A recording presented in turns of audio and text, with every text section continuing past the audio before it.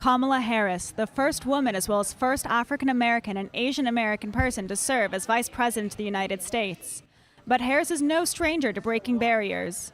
In 2003, she became San Francisco's district attorney before being elected as the first woman and first African American to serve as California's Attorney General 7 years later.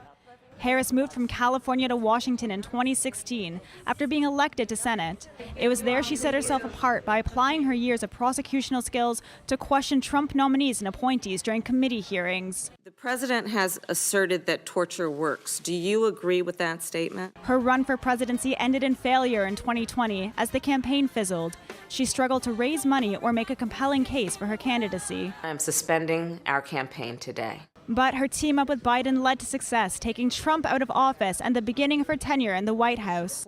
And now, with Biden withdrawing from the race and subsequent endorsement of Harris, the one-time vice president has a second chance at the Oval Office.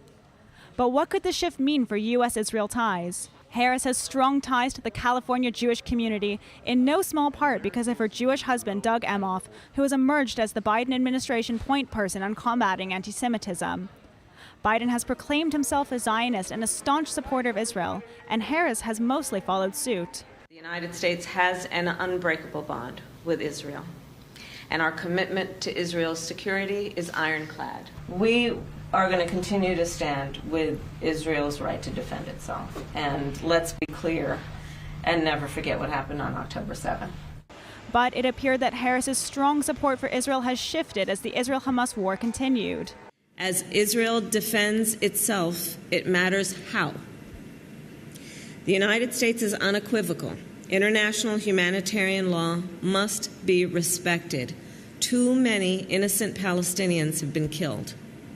Frankly, the scale of civilian suffering and the images and videos coming from Gaza are devastating. Her deviation from Biden's Israel policy culminated with her call for an immediate ceasefire, becoming the first senior U.S. government official to call for one. And given the immense scale of suffering in Gaza, there must be an immediate ceasefire.